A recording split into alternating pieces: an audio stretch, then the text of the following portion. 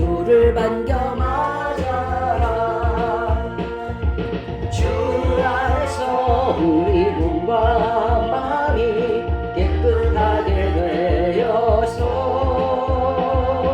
주 예수님 다시 오실 때에 모두 기쁨으로 맞아라.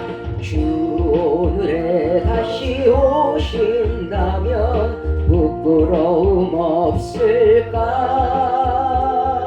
잘하였다 주님 칭찬하며 우리 맞아 주실까.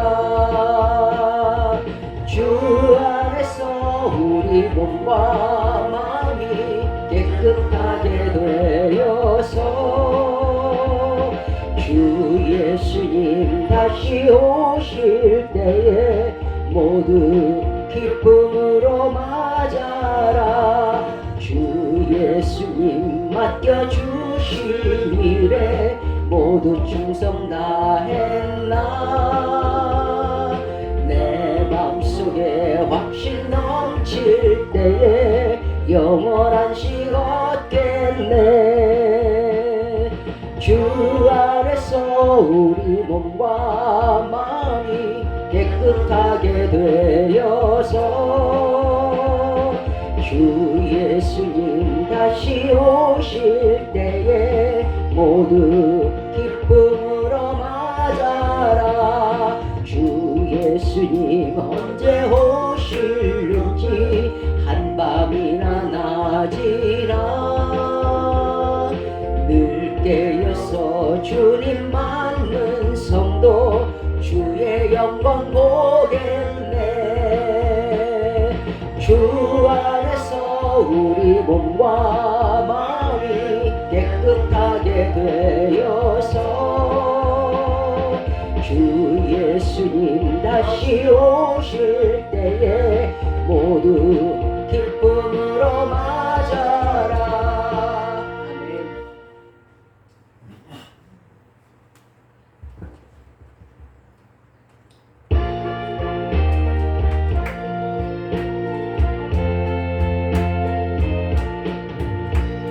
빈들의 마른 풀같이 시들은 나의 영혼 주님의 허락한 성령 간절히 기다리네.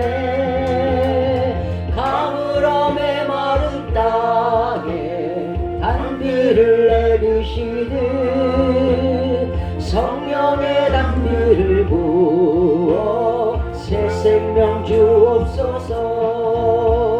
반가운 빗소리 들려 산천이 춤을 추네.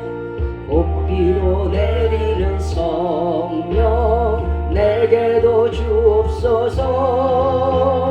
가물음의 마른 땅에 단비를 내리시듯 성령의 단비를 부어 새 생명 주옵소서. 절 따라 우로를 내려 조목이 무성하니 갈급한 내 심령 위에 성령을 부소서. 가물음의 마른 땅에 단비를 내리시듯 성령의 단비를 부어 새 생명 주옵소서. 참되신 사랑의 언약 어길 수 있사오랴. 오늘의 흡족한 은혜 주실 줄 믿습니다. 가물음의 마른 땅에 단비를 내리시듯 성령의 단비를 부어 새 생명 주옵소서. 아멘. 사도신경으로 신앙 고백 올리겠습니다. 전능하사 천지를 만드신 하나님 아버지를 내가 싸우며 그 외아들 우리 주 예수 그리스도를 믿사오니 이는 성령으로 잉태하사 동정녀 마리아에게 나시고 본디오 빌라도에게 고난을 받으사 십자가에 못 박혀 죽으시고 장사한 지 사흘 만에 죽은 자 가운데서 다시 살아나시며 하늘에 오르사 전능하신 하나님 우편에 앉아 계시다가 저리로서 산자와 죽은 자를 심판하러 오시리라. 성령을 믿사오며 거룩한 공회와 성도가 서로 교통하는 것과 죄를 사하여 주시는 것과 몸이 다시 사는 것과 영원히 사는 것을 믿사옵나이다. 아멘.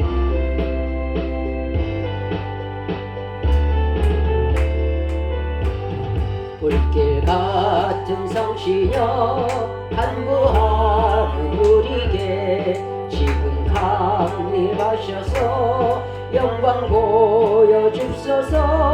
성신이여 임하사 내 영혼의 소원을 만족하게 하소서. 기다리는 우리에게 불러 충만하게 하소서. 주의 제단 뿌리에 우리 몸과 영혼과 우리 가진 모든 것 지금 바치옵니다. 성신이여 임하사 내 영혼의 소원을 만족하게 하소서.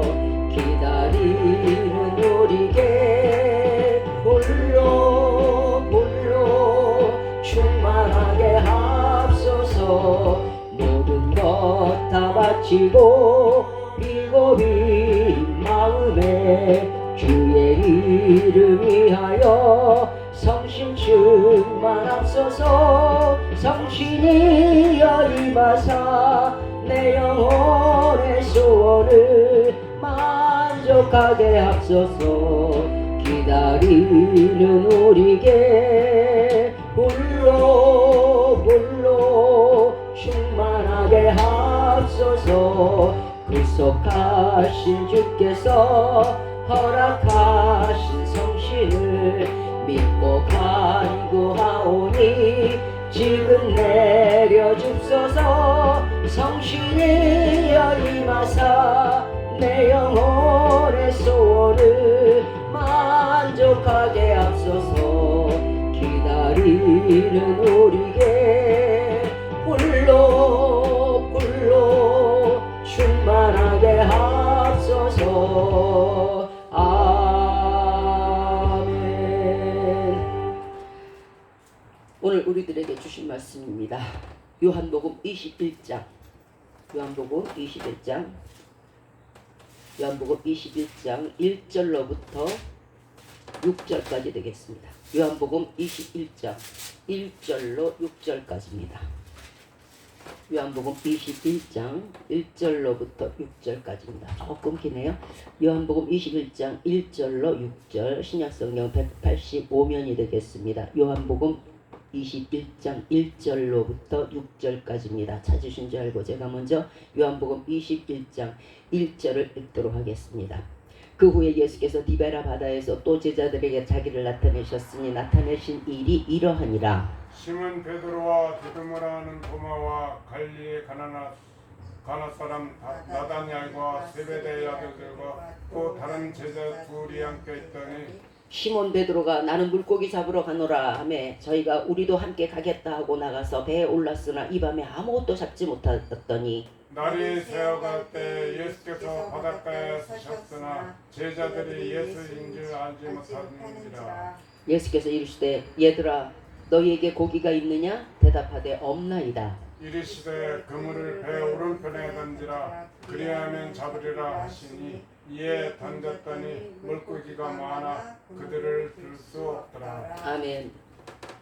자, 오늘 말씀의 주제는 이제 우리가 이제 나이를 한 살 한 살 먹어가죠. 뭐 10대 20대 같으면은 천방지축 그렇게 살 수가 있겠지만은 이제는 우리가 내 인생을 진짜 어디에다가 맡길 건가, 어디에다 둘 것인가, 어디로 향할 것인가, 어디에 나를 올인할 것인가 하는 이것이 확실하게 정해져야 돼요. 세상을 그냥 허투루 이렇게 그 험하게 살다 보면요 남는 것이 없어져요. 모든 것은요 내가 씨를 뿌린 대로 거두는 거예요. 내가 험한 것을 뿌리고 내가 허탈한 것을 뿌리고 아무 쓸데없는 일에 탐욕을 내고 이러면 그것을 그대로 거두는 거예요. 그러나 내가 진정 내가 이렇게 살아서는 안 되겠다. 내가 이제는 예수 그리스도 안에서 진짜 참 진리를 알고 예수 그리스도를 닮는 삶을 살아야겠다 하고 생각을 하신다면 우리가 이제 그물을 오른편에 던져야겠어요. 여기서 디베라 바다라는 데가 나오죠. 네, 조금 짚어보고 넘어갈게요. 이 디베라 바다는 원명이 갈릴리 바다예요. 우리 참 유명하죠. 갈릴리 바닷가에서 주님은 동아에게 말하고 베드로에게 말하고 이렇게 말씀하셨던 바로 그 갈릴리가 디베라예요. 그런데 왜 디베라가 됐냐면은 원래 이름이 갈릴리였는데 헤롯 안디바라는 그 로마 황제가 디베로라는 성읍을 로마 원래 황제의 이 사람은 이제 분봉왕인데 원래 황제를 위해서 그 사람을 기리기 위해서 성읍을 하나 지었어요. 그것이 디베라 바닷가 갈릴리 바닷가 근처예요. 거기에다 성읍을 크게 멋지게 지어놓고는 이제 디베라라고 이름을 지었어요. 그런데 자기 원래 자기를 이렇게 파견한 로마 황제를 높이기 위해서 그 바다 이름을 갈릴리 바다에서 디베라로 바꾼 거예요. 그들에게 잘 보이기 위해서겠죠. 자, 분봉왕이라고 그러죠. 분봉왕이라는 거는 이 안디바를 오늘 그 안디바가 디베라라는 그 명칭을 준 헤롯의 분봉왕인데 분봉왕이라는 것은 한 나라가 큰 나라가 있는데 지금의 영주 같은 거예요. 큰 나라가 있는데 이걸 이렇게 쪼개가지고 너는 여기 부분 맞고 너는 여기 부분 맞고 이렇게 해서 이렇게 분봉왕이라고 그래. 자, 이런 이 사람이 이제 안디바가 디베라라고 바다를 명칭을 지었어요. 자, 이 안디바의 뜻이 반대자라는 뜻이에요. 주를 대적하는 자죠. 누가복음 3장 1절에서 이 헤롯 안디바는 헤롯 대왕의 아들로서 분봉왕에 오르게 되었고, 자, 헤롯 대왕이 원래 그 로마의 황제가 헤롯인데 그 대왕의 아들이에요. 그래갖고 자기 그 지역을 하나 준 거예요. 아들이라고. 그런데 누가복음 3장 14절에서 이 사람이 굉장히 혼이 나요. 누구에게 혼이 나냐면 여러분 잘 아실 거예요. 그 세례 요한이요. 왜 세례 요한에게 혼이 났을까요? 이 안디바에게 이 헤롯 분봉 안디바에게 빌립이라는 그 또 다른 헤롯, 그러니까 또 다른 지역의 왕이 있었어요. 그게 누구냐면 자기 동생이에요. 그러니까 원래의 로마 제국의 황제의 두 아들이었던 거예요. 그런데 이 빌립이라는 사람이 헤로디아라고 아시잖아요. 너무도 유명하잖아요. 헤로디아라는 여인을 취했어요. 그래서 둘이 결혼을 해서 딸을 낳았어요. 그런데 이 헤로디아 여인이 뭐가 쉬웠는지 그 자기 남편이 빌립을 버려버려요. 빌립을 버리고서는 이 안디바랑 결혼을 해요. 자기 그 형하고 결혼을 해버리는 거예요. 그러니까 이때 당시에 세례 요한이 너 그건 진짜 나쁜 일이야. 안디바에게 직접 왔어요. 직접 와가지고 얘기를 해요. 네가 그렇게 네 그 동생의 철을 범하고 자식까지 있는 사람을 그렇게 데려서 다시 네 부인을 삼는 것은 너는 그건 잘못된 것이야 하고 얘기를 막 해요. 그러니까 안디바가 속에서 꽁하고 있었겠죠. 근데 그 얘기를 또 헤로드에게 해버려요. 하지 말아야 될 말을. 뭐 좋은 일이라고 그렇게 아주 입이 빨라. 그러니까 헤로데가 그걸 들으니까 자기의 치부를 드러내는 거잖아. 너무도 화가 난 거예요. 이걸 어떻게 이걸 복수를 하지? 그런데 이때 당시에 이제 안디바의 생일이 되었어요. 그러니까 자기 현 남편의 생일이죠. 생일이 돼갖고 연애를 크게 베풀었어요. 근데 그 딸 살로메가 아마 그 헤로디아의 딸이 춤을 잘 췄나 봐요. 거기서 막 춤을 추게 한 거예요. 연회석상에서. 그러니까 완전 뭐 스타가 됐겠지. 그러니까 이 안디바가 내가 볼 땐 좀 속이 없어. 그 춤을 보면서 넋이 나갔어요. 그래갖고 이 살로메를 불러가지고 그래 춤이 끝난 다음에 그래 내가 너에게 무엇을 줄거 네가 해달라는 대로 다 해주마. 너무도 나를 위해서 내 생일을 위해서 네가 너무도 춤을 잘 춰줬다 이렇게 한 거예요. 그런데 이 살로메가 아직 어리잖아요. 이걸 뭐를 달라고 그러지? 생각을 하다가 자기 어머니와 다른 방에 들어가서 의논을 해요. 어머니, 내가 춤을 잘 췄다고 그 새아버지 안디바가 너무도 좋아가지고 나에게 무엇을 선물을 준다 그러는데 무엇을 달라고 할까요? 이때의 헤로데가 말한 것이 바로 이 세례 요한의 모가지를 달라고 그래요. 참 악한 년이지. 이때 당시 세례요한은 옥에 갇혀 있었어요. 그 말을 했다는 이유로. 살로메가 갑니다. 자기 새아버지 안디바에게 말합니다. 아버지, 나에게 뭘 주실 일 있으면 세례요한의 목을 쟁반에다 갖다 주세요. 참 극악무도해요. 참 제일 무서운 게 아주 인간들인 거예요. 안 해줄 수가 없잖아요. 임금의 입에서 한번 나갔으니까 해줄 수밖에 없어요. 그러니까 당장 옥에 가서 세례요한의 목을 쳐라. 그리고 그걸 쟁반에다 갖다 가지고 와요. 이렇게 돼서 세례요한이 죽는 결과가 나온 거예요. 그 안디바가 바로 이 안디바예요. 그리고 이 안디바가 디베라라는 바닷가를 명칭을 준 거예요. 그런데 이 안디바의 지금 안디바가 너무도 좋아서 그 딸에게 세례요한의 목을 갖다 줬는데 그 자기 동생의 딸이에요. 자기 동생의 딸인데 그러고 싶을까 모르겠어요. 콩가루 집안인 것 같아요. 자, 이제 본문으로 들어갈게요. 죽음에서 부활하신 예수님이 이 디베라 바닷가에서 다시 나타납니다.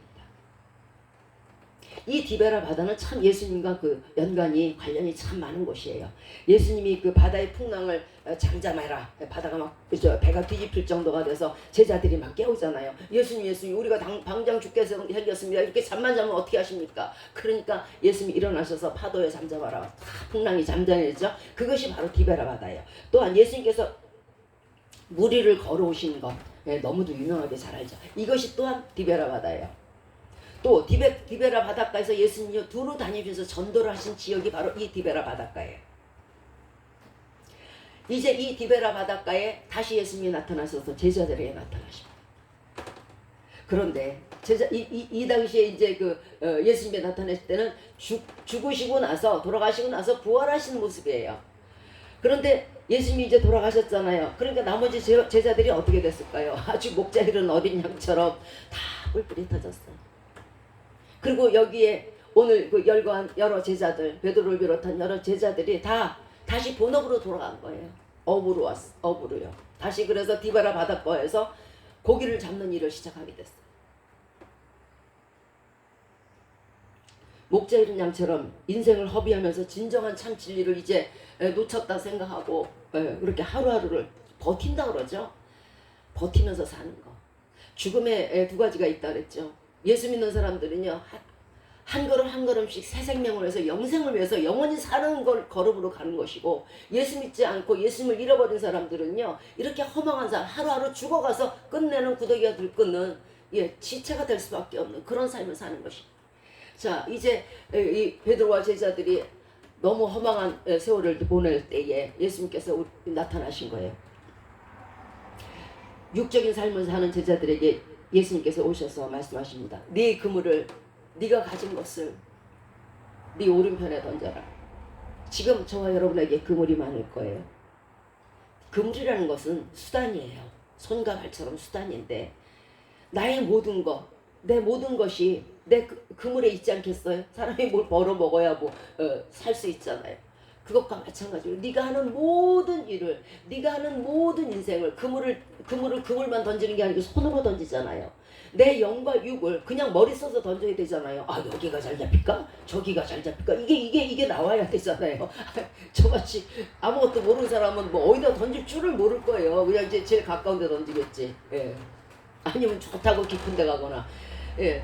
이것과 마찬가지로 내가 할 수 있는 내 그물, 내가 어디에다 올인을 해야 될 것인가, 이것을 결정하라는 얘기예요.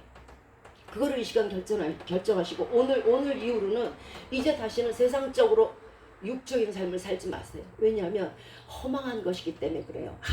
아무것도 쥐고 가는 것이 없고 아무것도 남기고 가는 것이 없고 그대로 있는 모습 그대로 가되, 문제는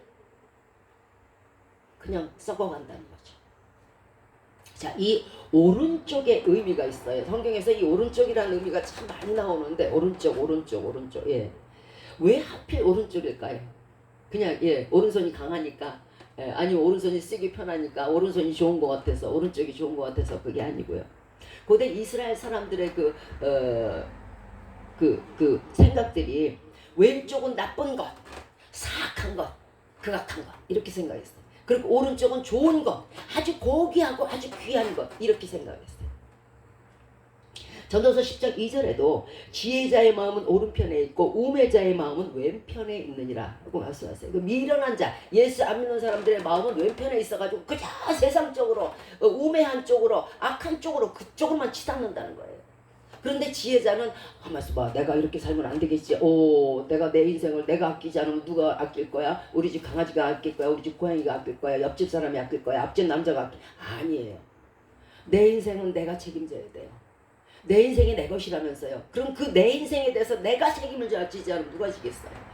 자, 사도행전 7장 56절에서 보라 하늘이 열리고 인자가 하나님의 우편에 서신 것을 보았다. 자, 예수 그리스도께서 하나님 우편에 서신 걸 보았다는 얘기예요. 마태복음 25장 33절 이하에서 이제 최후의 심판날에 예수 그리스도께서 천사들에게 받들려서 영광의 보좌에 홀로 앉으실 때에 그날에 모든 민족을 예수 그리스도께서 목자가 양과 염소를 구별하는 것 같이 구별한다는 거예요. 그래서 양은 그 오른편에 염소는 그 왼편에 두라 이렇게 말씀하세요. 그때 임금이 그 오른편에 있는 사람들 양편에 오른쪽에 양쪽에 있는 사람들에게 우리 예수님이 뭐라고 말씀하시냐면 내 아버지께 복받을 자들이요 참 너희는 복이 많은 자들이다. 나와서 창세로부터 너희를 위하여 예비된 나라를 상속하라. 뭐냐? 천국을 상속하라는 뜻이에요. 자, 또 근데 왼편에 있는 사람들에게 말합니다. 저주를 받은 자들아 나를 떠나서 마귀와 그 사자들을 위하여 예비된 영영한 불에 들어가라. 원래 지옥은요 마귀와 그 사자들을 위해서 예비된 것이 지옥이에요. 그런데 뭐 할 일 없어서 인간이 하나님에게 저주를 받아서 거길 들어가는 얘기예요. 원래는 그게 아니라니까. 원래는 지옥이라는 곳이 자체가 마귀와 그 사단의 세력들을 위해서 지어진 것이고 만들어진 것이고 존재해 있는 것인데 왜 거기에 내 인생을 내 영을 왜 거기다 갖다가 붙여갖고 영원히 불에 타느냐는 얘기예요. 왜 저주를 받아야 돼요? 이제 우리는 우리 인생의 기초를 다시 한번 설정해야 돼. 그 나이가 많든 적든 관계가 없어요. 내가 어느 편에 오른편에 설 것인가 왼편에 설 것인가 내가 저주받을 자의 속에 들어갈 것인가 아니면 창세로부터 예비한 천국을 받는 그런 복된 자들이 될 것인가.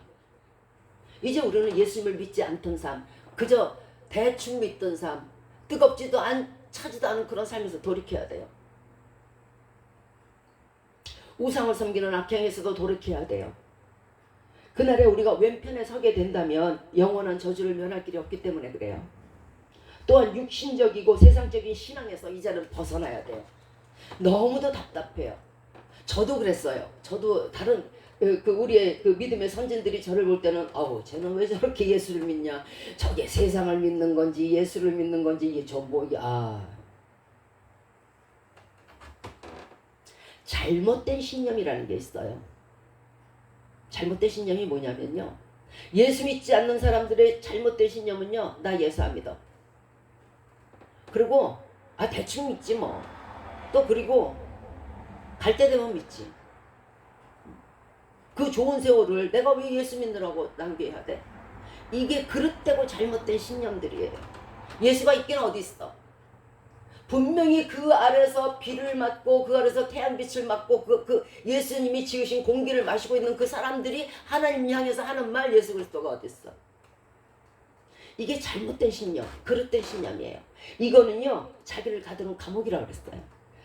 그릇된 신념과 잘못된 사상은요 그 고집과 아집이 나를 저주의 길로 멸망의 길로 이끌게 되어 있어요. 그 고집과 아집을 버려야 돼요. 잘못된 신념을 버려야 돼요. 한 번만 돌이키세요. 자, 이제 오늘 오른쪽으로 그물을 돌리라고 말씀하셨죠. 잘못된 신앙, 불신앙에서 이제 오른편으로 제대로 된 신앙으로 이제 예수 그리스도 믿는 신앙으로 그물을 던지라는 거예요. 나의 모든 것을 던져야 돼요. 주님은 부활하시고 난 뒤에 이제 이를 믿지 않는 도마에게 나타납니다. 나타나셔서 하도 안 믿으니까 넌 제자들이 너에게 그렇게 예수님을 봤다고 얘기하는데 너는 도대체 어떻게 죽은 자가 살아나느냐고 믿지 않으니 자 그럼 내 옆구리에 손을 한번 넣어봐라. 창짜지게 있는 거 꼭 넣어보고 믿냐? 보지 않고 믿는 사람이 더 축복받는다. 자, 그리하여 내 옆구리에 손을 넣어보고 믿음 없는 자가 되지 말고 믿는 자가 되라. 도마는요 갈릴리 출신이에요. 예수님의 12제자 중 하나예요. 그런데 이 사람이 한때는 무지하게 뜨거웠던 사람이에요. 요한복음 3장에서요 주여 우리 같이 죽으러 갑시다 이럴 정도로 아주 뜨거웠던 사람이에요. 그런 사람이 의심도 왜 그렇게 많은지 전혀 믿지를 않아요. 이 기독교 역사에서 의심 많은 도마로 아주 낙인이 찍혀 있어요.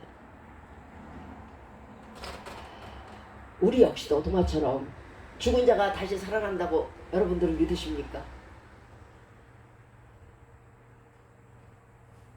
죽은 자가 다시 살아나서 당신 앞에 나타난다고 다시 믿으십니까? 도마나 우리나 비슷해요. 도마가 예수님의 옆구리에 손을 찔러보고 나서야 그 앞에 부복하고 엎드려서 주여 주님은 살아계십니다 하고 신앙 고백을 드렸듯이 우리도 마찬가지예요. 우리도요 예수님을 직접 만나보지 않고는요 절대로 이 부활의 사실에 대해서 믿을 수가 없어요.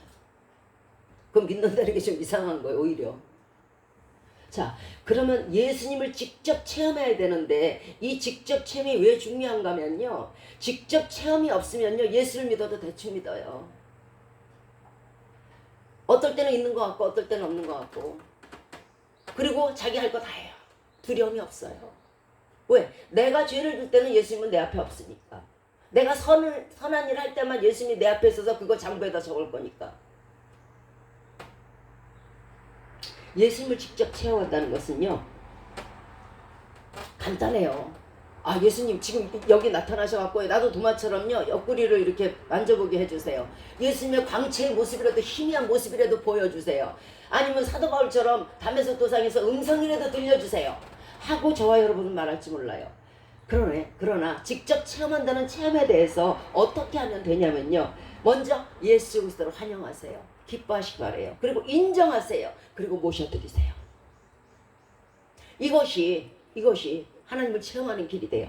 이렇게 하다 보면 환영하고 인정하고 모셔드리게 되다 보면요 나의 모든 삶 속에서 한 가지가요 다 하나님의 뜻이 있고 다 하나님의 지도하심이고 하나님의 인도하심이고 하나님의 가르치심이고 하나님의 축복하시는 걸 그때 깨달아요.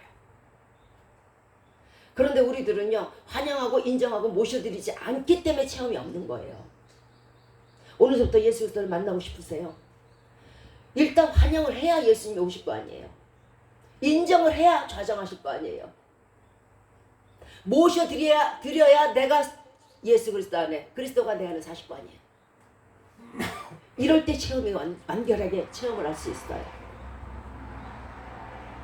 기독교 신앙이라는 게 뭐냐면요 예수님의 부활을 믿고요 우리 모두의 부활을 믿고요 내 자신의 부활을 믿는 게 기독교 신앙이에요. 그런데 그저 무슨 교리책으로나 알고 선한 일에 뭐 이런 거나 이게 아니에요. 실질적인 온전한 믿음은요 부활 신앙이에요. 부활을 거부하고 부활을 믿지 않으면요 나도 부활이 안 돼요.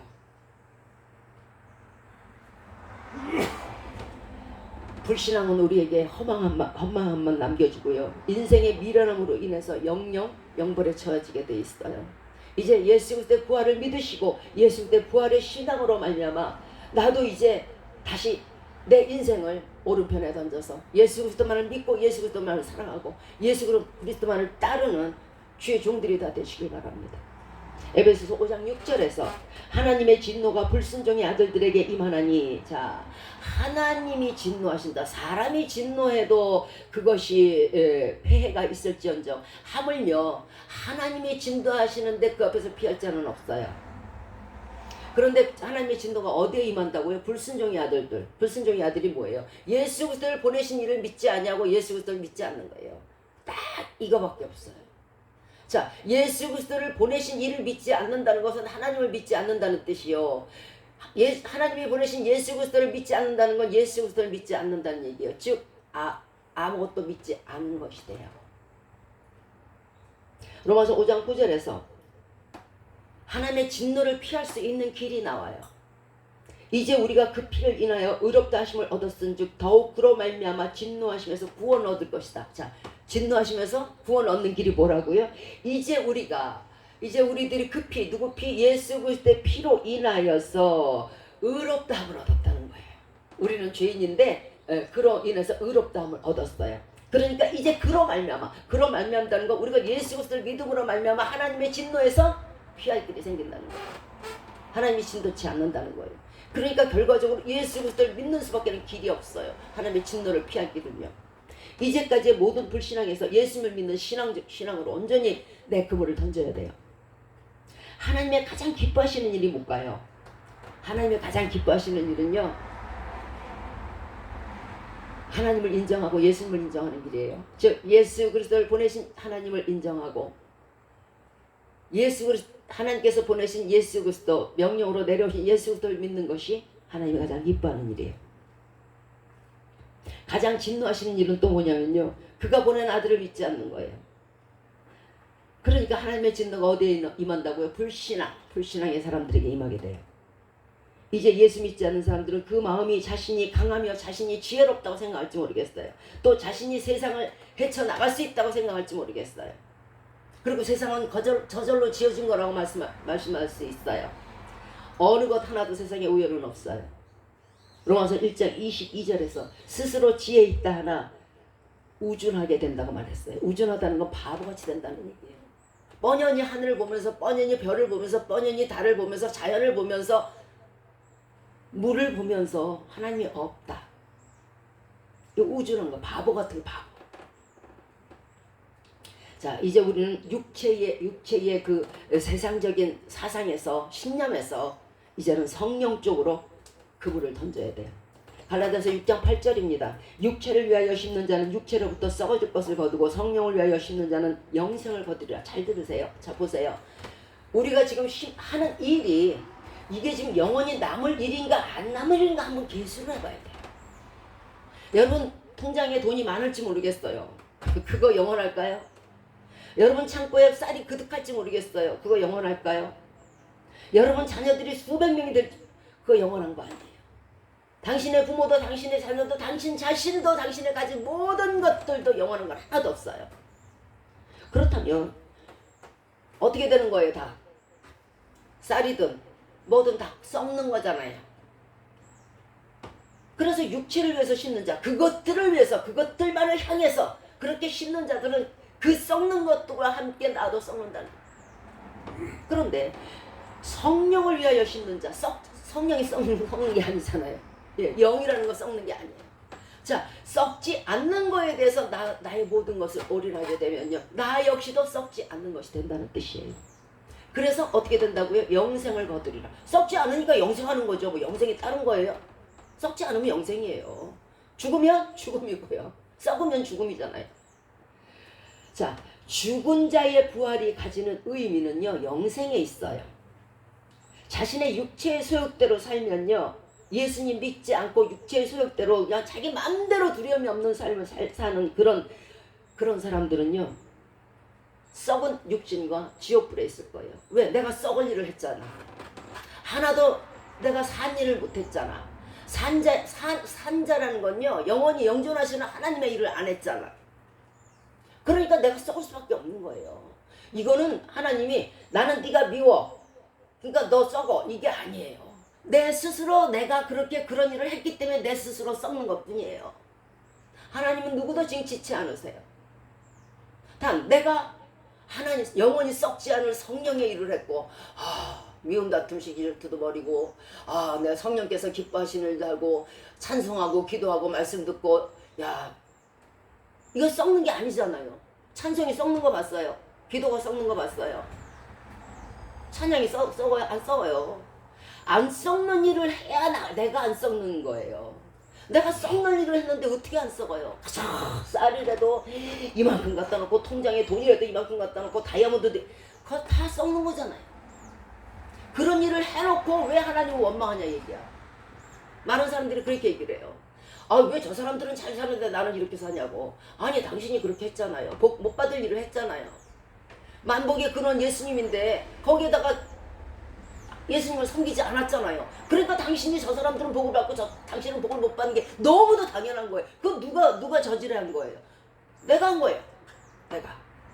복을 받는 것도 내가 하는 것이요, 저주를 받는 것도 내가 하는 것인데 내가 썩는 일을 했으니까 내가 썩을 수밖에 없어요. 될 듯 될 듯. 자, 아무리 많은 쌀을 갖다 놨다고 칩시다. 100석을 갖다 놨다고 쳐보세요. 그 중에 맨 밑에 거 썩어요. 그때서부터요. 썩는 일을 했잖아. 이것만 쌓는 거 했잖아요. 그런데 영은 썩지 않음으로 말미암아 영적으로 사람이 되면은요, 영혼이 썩지 않는 거예요. 그거는 내가 내 스스로 내 그물을 왼쪽에 던지냐 오른쪽에 던지냐의 차이예요.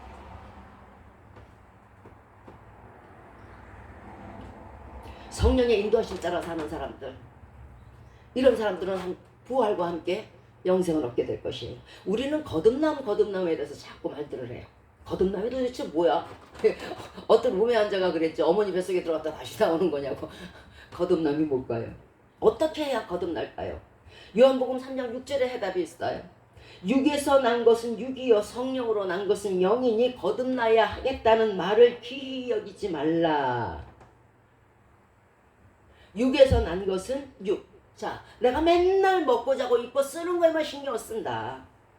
이거 다인 사람이 육의 사람이에요. 그런데 예수님의 말씀으로 가르치고 예수님의 말씀으로 듣고 예수님의 말씀으로 찬양하고 예수님의 그리스도의 말씀으로 기도하고, 자, 이런 사람들은 영의 사람들이에요.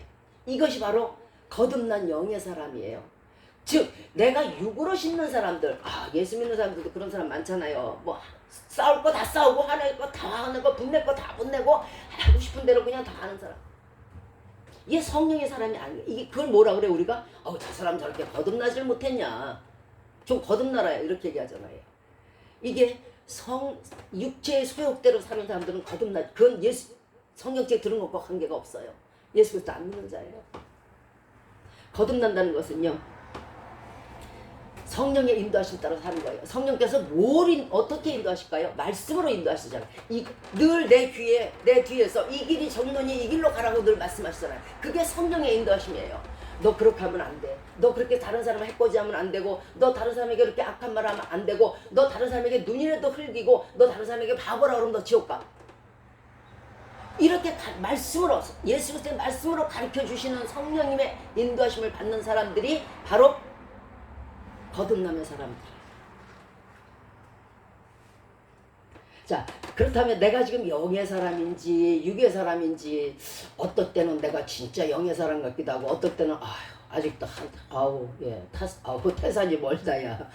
아직도 멀은 것 같고, 거듭나려면 야 내가 이게 다시 뭐 어떻게 모국상을 10번 갈 수도 없고 이게 안 되겠다 야. 이럴 때가 있을 거예요. 그러면 내가 진짜 지금 현재 내가 영의 사람인지 육의 사람인지 알아볼 수 있는 길이 있어요. 로마서 8장 5절이에요. 육신을 쫓는 자는 육신의 일을, 영을 쫓는 자는 영의 일을 생각하나니, 즉 내가 지금 저와 여러분의 마음속에서 육적인 일을 생각하고 있다. 무엇을 먹을까, 무엇을 마실까, 무엇을 입을까, 무엇을 쓸까 하고 있다. 이것은요 육신의 사람이에요. 즉 거듭나지 않은 사람. 그런데 내가 영의 일을 생각해요. 어떻게 해야 예수님을 더 잘 믿을까? 어떻게 해야 더 기도를 하나님과 가까이 할 수 있을까? 내가 어떻게 하나님의 이 말씀의 뜻을 알 수 있을까? 이것만을 궁구하는 자가 영의 사람이에요. 그래서 영의 일을 생각하는 사람은 영의 사람이고, 세상적인 일을 생각하는 사람들은 육의 사람인 거예요.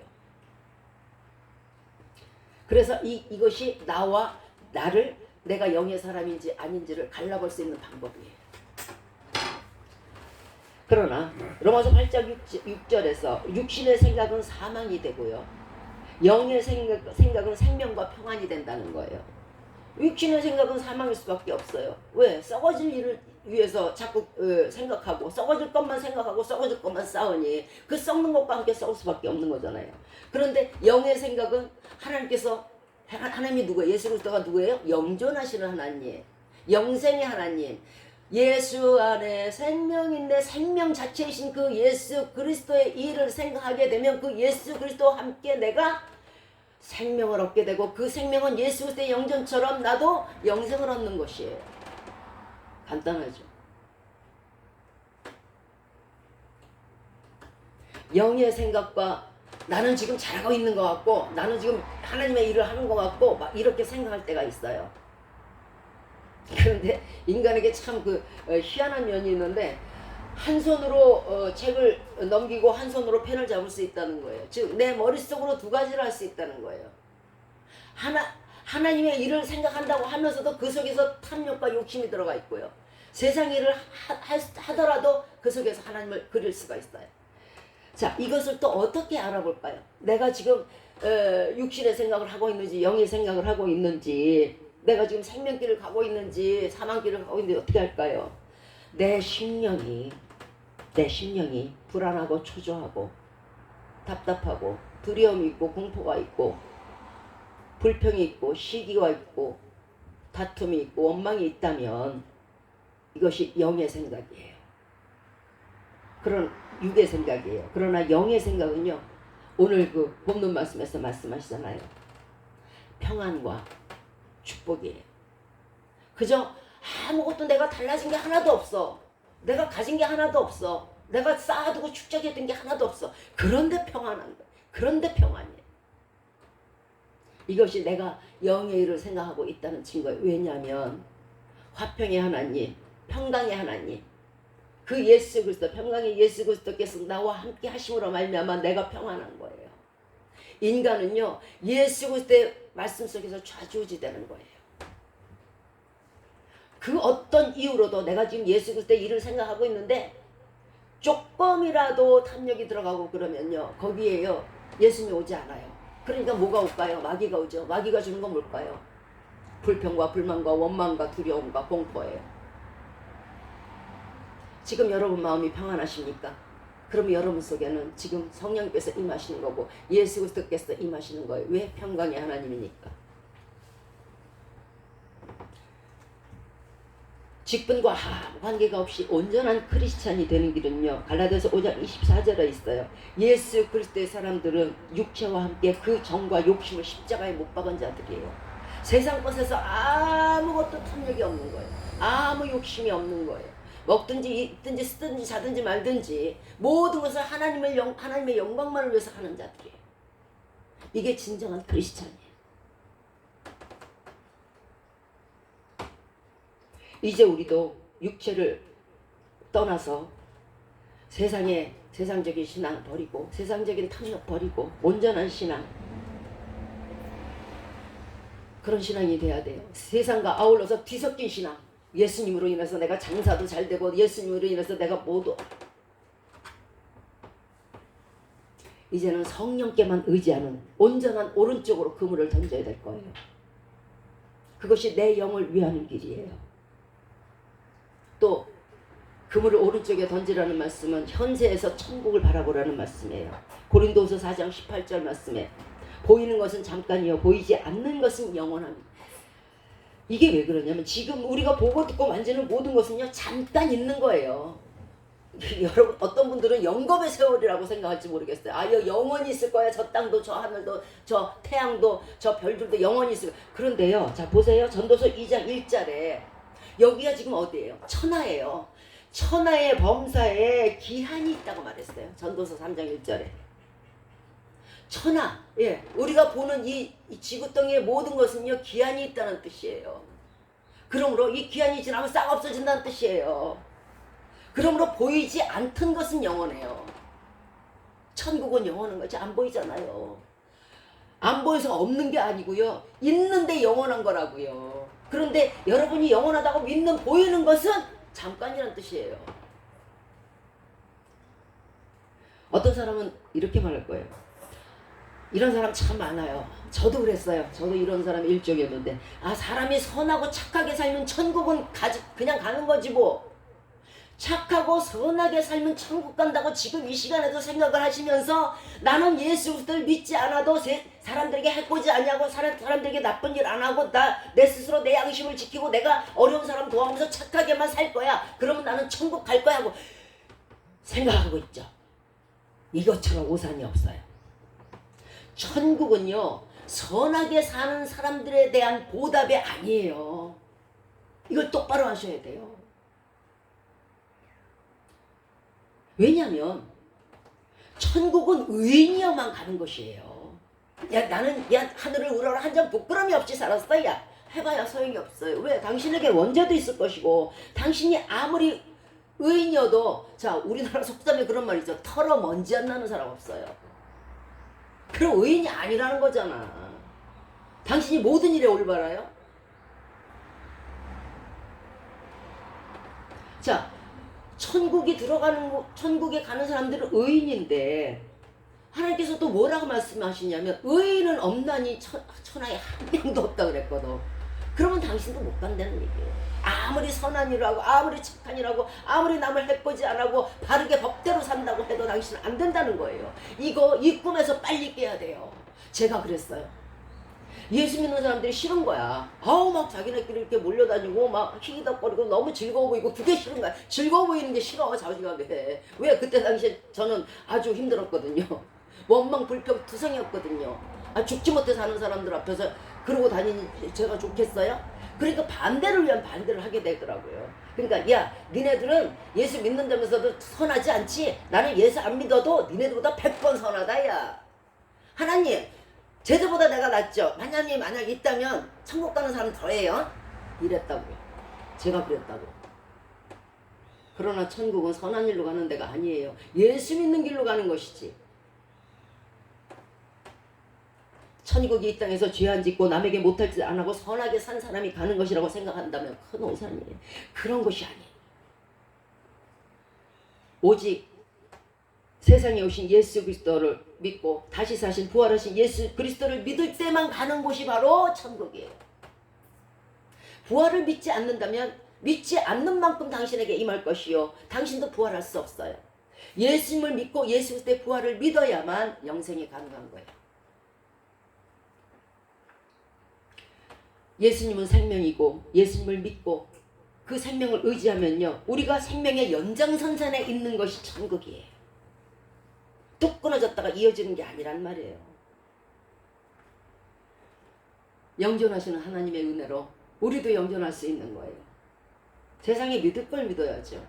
그릇된 신념을 바라지 마세요. 우리는 세상에 살면서 현세에도 적응하며 살아야 되지 않겠느냐. 현세 일에도 충실하게 살아야 되지 않겠느냐. 이렇게 생각하고 있을 때가 많아요. 먹기도 하고 쓰기도 해야 되니까 하나님 일은 둘째 치고 이게 이방인들이 구하는 거예요. 오직 무엇을 먹을까 무엇을 마실까 무엇을 입을까 한다는 거죠. 누가복음 12장 29절 이하에서 너희는 무엇을 먹을까 무엇을 마실까 하여 구하지 말며 근심하지도 말래. 먹는 거 입는 거 쓰는 거 걱정하지 말래요. 이런 것은 세상 사람들이 구하는 것이라 너희 아버지께서 너희에게 이런 것들이 있어야 될 줄 아시느니라. 하나님이 아신다는 거예요. 여러분에게 쌀이 있어야 되고 여러분에게 빵이 있어야 되고 여러분에게 물이 있어야 된다는 걸 아신다는 거예요. 하나님이 아시면 주시지 않겠어요? 어느 통로를 통해서든 어느 경로를 통해서든 주시지 않겠어요? 만나를 내려주셨잖아요. 하늘에서 아무도 도와주지 않아도. 사람들이 많이 그러죠. 뭐 예수 믿는 것도 좋지만 세상 일도 제대로 하고 안 해도 된다고요. 안 해도 된다고요. 그럼 여태까지 세상 일을 그렇게 하고 하나님 일 등하시에서 남은 거 뭐 있어요? 내 머릿속에 고난과 고통과 억눌림과 수치밖에 더 있어요? 오늘 예수님이 말씀하세요. 오늘 있다가 내일 아궁이에 우리 집에 많아요. 던지울 들풀도 하나님께서 먹이시고 입히시잖아요. 햇빛을 주시고 물을 주시고요. 영양분 주시고요. 땅 밑에서 철분도 주시고요. 뭐 여러 가지 주시잖아요. 미네랄도 주시고요. 그런데 옷도 입혀야지 얼마나 이쁜지 몰라요. 들꽃이요. 그런데 내일 던지울 아궁이에 던지울 그 들풀도 하나님께서 그렇게 키우시고 예뻐하시고 옷을 입히시는데 하물며 너희일까 보냐. 하물며 우리일까 보냐. 하나님이 누구를 사랑하신다고 사람을 사랑하신다고 그랬잖아요. 하물며 사랑하시는 너희일 뿐이야. 너희를 내가 어떻게 하나님께서 어떻게 먹이지 않고 입히지 않겠느냐. 그러니까 그런 것들을 걱정하지 말라. 근심하지 말라는 거예요. 허황된 얘기가 아니에요. 실질적으로 저 산에 까마귀가 올 때 내가 가서 먹이 준 거 있어요? 저 지리산까지 가실래요?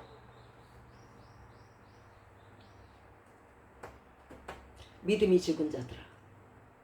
이런 사람들 믿음이 적다 그래요. 세상 일도 해야 되고 쓸 거 입을 거 다 해놔야 되고 하나님 일은 요거 다 해놓고 난 다음에 하고 믿음이 죽은 자들. 그런데 그날에 반드시 저와 여러분은 하나님을 보면서 천국을 보면서 백보자 심판대 앞에서 이렇게 말할 거예요. 믿음이 죽은 자들이었습니다. 저는요. 왜 의심했는지 모르겠습니다. 주여 용서하소서. 현세에서 천국으로 그물을 던지라는 것은요, 베드로전서 1장 4절의 말씀처럼 썩지 않고 더럽지 않는, 쇠하지 아니하는 기업을 잊게 하시기 때문에 그래요. 곧 너희를 위하여 하늘에 간직하신 썩지 않고 쇠하지 않고 더럽히지 않는 그 기업을 잊게 하기 위해서 현세에서, 현세를 바라보지 말고 세상의 아파트 바라보지 말고 빌딩을 바라보지 말고 천국의 장막지 올려서 그물을 던지라는 뜻이에요. 왜? 거기에는 반드시 기업을 잊게 하신다고 그랬잖아요. 썩지 않고 더럽지 않냐는 기업을 너에게 주시려고 창세전부터 이미 준비하신 그것을 너에게 주기 위함이니까 너희가 이제는 세상 것을 버리고 세상의 탐정에서 버리고 하나님 쪽으로 그물을 천국을 향해서 던지라는 거예요. 내가 지금 살면서 현세의 삶에 중점을 두고 있는가, 천국의 소망에 중점을 두고 있는가를 아는 말씀이 있어요. 사람이 소중한 것을 얻으려면요, 자기의 귀한 것을 내놔야 돼요. 내가 지금 구하고 매진하는 이 일이 썩을 것인지 없을 것인지 쇠할 것인지 더러운 것이라면 현세에 중점을 두고 있는 사람이에요. 지금 현재 내가 하는 일이 그것이 썩어질 것인가, 잊혀질 것인가, 없어질 것인가, 끝날 것인가 아실 거 아니에요. 그 일을 하고 있다면 지금 내가요, 현세에다가 그물을 두고 있는 것, 즉 왼쪽에 그물을 두고 있는 거예요. 그런데 지금 내가 하고 있는 이 일이 결코 썩지 않고 쇠하지 않고 더럽지 않고 그 일을 하고 있다면 당신은 천국에 그물을 둔 사람이에요.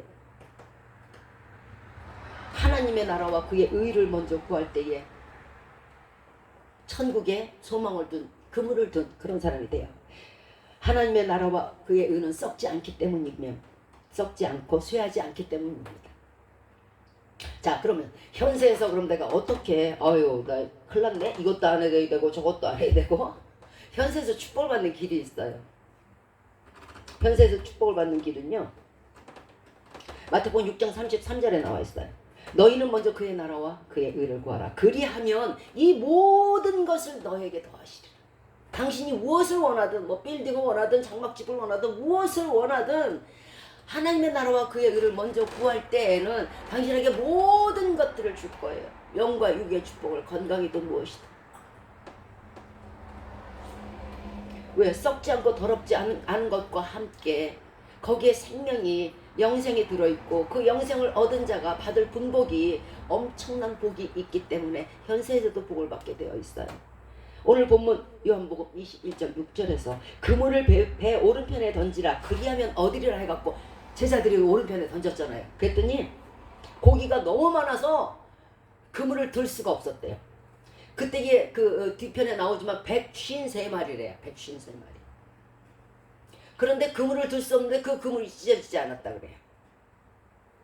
무슨 뜻이냐면요, 다량의 고기와 축복의 그물이라는 것은요, 우리 인생의 도구를 사용해서 이제 우리가 오른편에 말씀에 순종해서 오른편에 그물을 던졌을 때에 엄청난 축복을 받게 된다는 거예요. 그런데 40년을 이스라엘 백성이 광야에서 헤매서도 그 발이 붙들지 아니하였다고 말씀하셨던 것처럼, 그 배가 골치 않고 기아로 죽은 사람이 없는 것처럼 결코 너희가 하나님의 나라와 의를 구할 때에 너희를 굶기지 않는다는 거예요. 그리고 너희 가진 모든 것들이, 육신도 그물을 던질래도 손이 정상적이어야 되고요, 손이 강건해야 되고요, 발이 강건해야 되고요, 정신도 강건해야 돼요. 그렇잖아요. 내가 그물을 땅에 던지는 게 아니잖아요. 제가 좀 정신 이상하다면 땅에다 던질 거 아니에요. 숲에다 던지고요. 온전한 영광의 축복으로, 온전한 부요의 축복으로, 온전한 부요의 축복으로 함께 하신다는 뜻이에요. 현세에서도.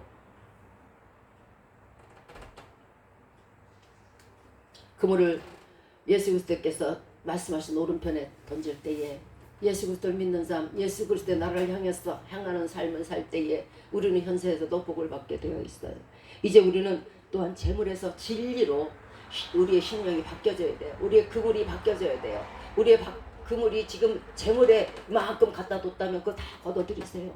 그래서 이제는 진리 쪽으로 예수 그리스도 쪽으로 그물을 던지시기 바래요. 마태복음 6장 24절에서 한 사람이 두 주를 섬기지 못할 것이니 혹 이를 미워하며 저를 사랑하거나 또 혹 이를 중히 여기며 저를 경히 여김이라. 하나님과 재물 중에서 하나님을 중히 여기면서 경홀히 여기면서 재물을 더 숭배할 수가 있는 거예요. 하나님을 가볍게 여기면서 재물을 더 중하게 여길 수 있단 말이에요. 그래서 하나님과 재물은 겸하여 섬길 수가 없는 거예요. 반드시 이를 미워하거나 저를 경히 여기게 되고 이를 더 중하게 여기거나 저를 가볍게 여기기 때문에 그래요. 둘 다 똑같이 섬길 수는 없어요. 그래서 좀이나 동록이 해치 못하는 하늘에 보물을 쌓아야 되고요. 그 어떤 재물도 인간이 섬겨야 할 대상은 없어요. 왜냐하면 다 두고 갈 것이기 때문에. 두고 가지 않을 거고 그걸로 당신이 계속 천국까지 가서 통장 도장 다 가져가고 금덩어리 은덩어리 다 가져갈 것 같으면 섬기세요. 몇 곳까지 가야 되니까. 다 두고 갈 거잖아요. 다 두고 갈 거 섬길 이유가 뭐가 있어요. 그 재물로 천국도 진리도 살 수가 없어요. 얼마 문제 안 돼요. 오직 우리의 섬김의 대상은 예수님 한 분이라는 걸 기억해 주시기 바래요. 그리고 그 속에 예수 그리스도의 속 안에 영원한 생명과 함께 우리에게 주실 축복이 무궁무진하다는 것만 기억해 주시기 바래요. 창조해서라도 주세요. 지금 없다.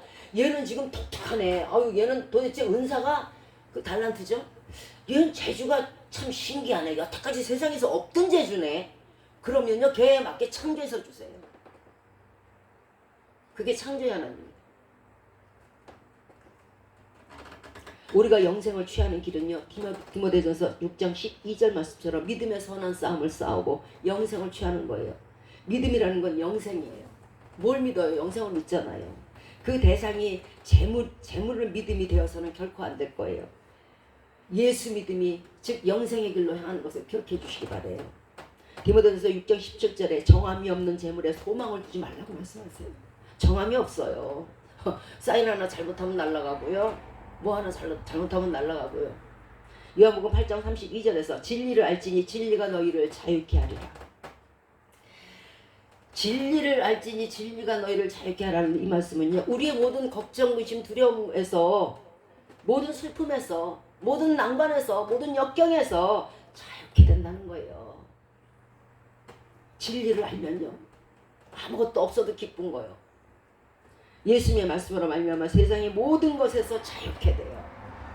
그런데 이것을 모르면요. 예수 그리스도를 모르면요. 세상의 모든 일에 근심 걱정 투성이에요.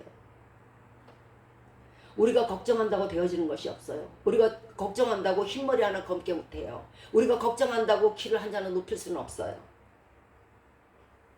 자, 모든 세상 것에서 얽매이지 않고 세상의 종이 되지 않고 자유로워지는 길은요. 예수 그리스도 믿는 길이에요. 진리를 아는 길이에요. 진정한 복은요. 시편 119편 2절 말씀에서 여호와의 증거를 지키고 전심으로 여호와를 구하는 자가 복이 있다고 말씀했어요. 예수 그리스도의 말씀을 지키고 예수 그리스도의 말씀을 전파하고 예수 그리스도의 말씀을 공부하는 자가 복이 있는 거예요. 우리의 말씀을 마치도록 할게요. 이제 지금까지의 우리의 삶은 예수님 믿지 않는 불신앙에서 시작했어요. 육체적인 소욕대로 마음대로 살았어요. 짐승처럼요. 현세가 전부라고 보이는 것이 전부라고 생각하고 살았어요. 뜬구름을 잡는 삶이었어요. 하나도 영원히 되지 못할 것들에 대한 오직 재물에만 눈이 어두웠고요. 눈이 있어도 보지 못하는 눈먼 자의 삶을 살았어요. 그러나 오늘부터 이 시간 이후부터는요. 내 영혼을 내 삶이 이제는 오른편으로 그물을 던져서 영원한 영생 쪽으로 내 그물을 던져야 될 이유가 있어요. 우리의 생은 쌓기 때문에 그래요.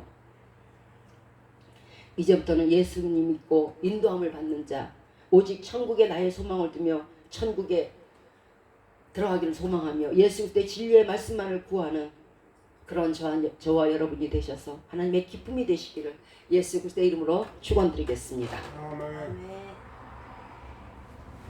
아멘.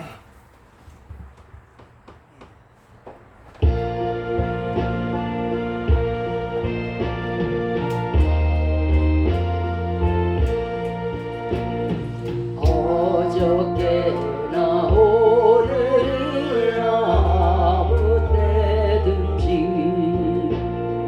영원토록 변함없는 거룩한 말씀 믿고 순종하는 자의 생명 되시며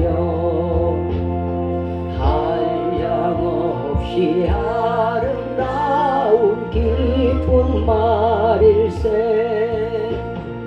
어저께나 오늘이나 영원 무궁히 한결같은 주 예수께 찬양합시다 세상 지나고 변할지라도 영원하신 주 예수 찬양합시다 풍랑이는 바다 위로 걸어오시고 갈릴리의 험한 풍파 잔잔케 하고 겟세마네 동산에서 우리 위하여 눈물 짓고 기도하신 보람의 주님 어저께나 오늘이나 영원 무궁히 한결같은 주 예수께 찬양합시다 세상 지나고 변할지라도 영원하신 주 예수 찬양합시다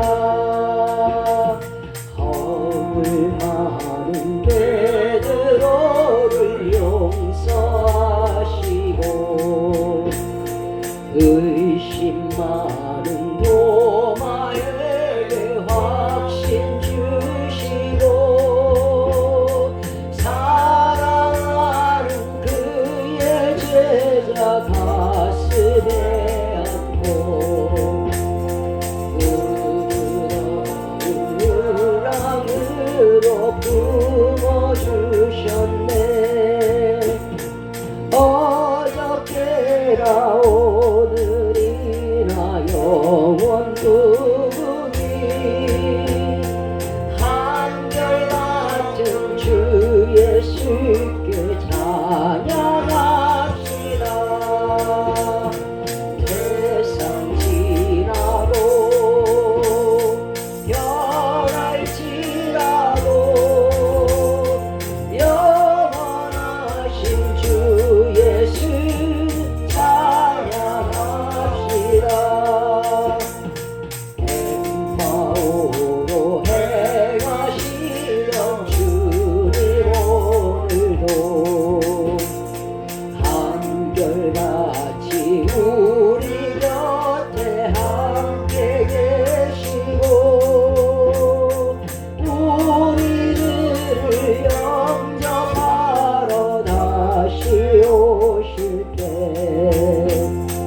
변함없는 영광의 주 진이 되오리 어저께나 오늘이나 영원 무궁히 한결같은 주 예수께 찬양합시다 세상 지나고 변할지라도 영원하신 주 예수 찬양합시다 이제 축도와 주기도문으로 오늘 예배를 마치도록 하겠습니다. 이제로부터 우리 주 예수 그리스도의 은혜와 하나님의 사랑하심과 성령의 인도 보호 역사하심이 우리 인생의 그물을 오른쪽으로 던져 우리 살아갈 동안 영육의 축복과 귀한 천국 문을 들어갈 마음에 이제 예수 그리스도만 따르기로 마음에 결심하고 다짐하는 우리 머리 위에 이제부터 영원토록 함께 없시만을 예수 그리스도의 이름으로 축원드리옵나이다. 아멘.